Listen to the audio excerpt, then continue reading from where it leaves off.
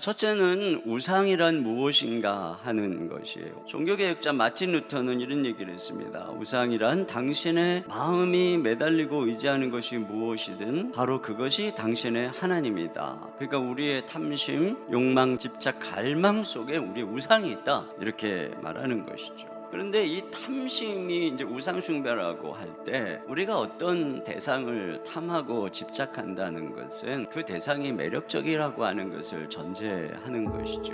그러면 문제는 뭐냐? 거기에 우리가 두어야 될 감정 이상의 것을 둘 때 이게 문제라고 하는 것이죠. 그러니까 하나님이 허락하신 좋은 것을 궁극적인 것으로 탈바꿈시키는 것, 그러니까 존재가치 이상의 것을 부여하는 것, 이게 이제 우상숭배라고 하는 것이죠. 팀 켈러는 이런 얘기를 했어요. 우상이란 무엇이든 나에게 하나님보다 더 중요한 것이다. 하나님보다 더 크게 마음과 생각을 차지하는 것이다. 그것 없이는 살아갈 가치를 못 느끼는 것이 우상이다. 하나님만이 주실 수 있는 것을 다른 데서 얻으려고 하는 것, 이것이 바로 우상숭배라고 하는 것입니다. 자, 그러면 내가 우상을 숭배하는 증거는 뭘까? 첫째로는 뭐냐면 하루 종일 내가 가장 많이 생각하는 게 무엇인가 하는 겁니다. 그러니까 아침에 눈을 떠서 자나깨나 내 생각을 사로잡는 게 뭔가, 문득 갑자기 내가 조용한 시간이 되면 내 생각을 사로잡고 들어오는 그 생각은 무엇인가, 나로 걱정하게 하는 건 무엇이며 나로 꿈꾸게 하는 건 무엇인가, 이게 바로 이 생각 속에 우상이 있다라고 하는 것입니다. 두 번째는 그것을 얻기 위해서 해서는 안 되는 행동을 한다면 거기 우상 숭배가 있는 것입니다. 고3 때는 잠깐 교회 안 가고 학원에 가서 기도하는 마음으로 혼자 예배하고 열심히 공부해라. 그리고 대학에 가서 열심히 마음껏 시간 많을 때 주님 섬기면 되지 않겠니? 이런 변명 속에 무엇이 있습니까? 우상이 있는 것입니다. 세 번째로 그것을 얻지 못할 때 과도하게 괴로워하는 것입니다. 인생이 다 끝난 것처럼 요즘에 집값이 올라가서 걱정이 많죠. 뭐 요즘이 아니라 지금 몇 년째. 근데 여러분, 요즘 이런 시대 속에 유행하는 용어 중에 하나가 벼락거지라고 그러더라고요. 벼락거지. 그래서 벼락거지가 뭔가 하고 보니까 집 없는 사람들이, 나 가만히 있었는데 주변에 집 있는 사람들이 다 집값이 올라가고 내가 거지가 됐다는 거예요. 갑작스럽게. 벼락거지. 제가 그 용어를 보면서 무슨 생각이 들었냐면 요즘 시대에는 집이 우상이다.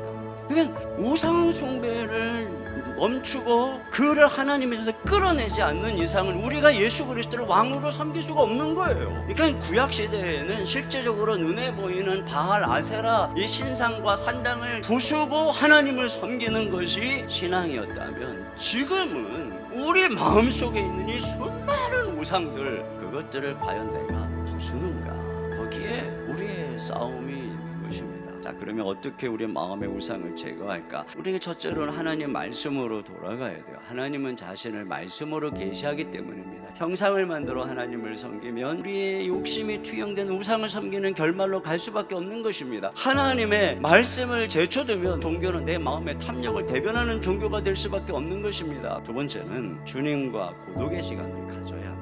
우리가 주님을 사랑하려면 주님과 나만의 시간을 가져야 되는 것이고, 이 주님과 나만의 이 고독한 시간에 이르렀을 때 비로소 하나님은 나에게 너는 내 사랑하는 자녀다, 내가 너를 기뻐한다라고 하는 음성을 듣게 되는 것이에요. 그래서 예수님께서는 그 바쁜 와중에도 새벽 미명에 일어나서 주님께 나가서 기도했던 것이고, 때로는 산에 올라가서 밤이 맞도록 기도했던 것을 알 수가 있어요. 이와 같이 하나님의 사랑의 음성을 들으려면 주님과 나만의 고독의 시간을 회복해야 돼요. 여러분, 우상의 결말은 희망입니다.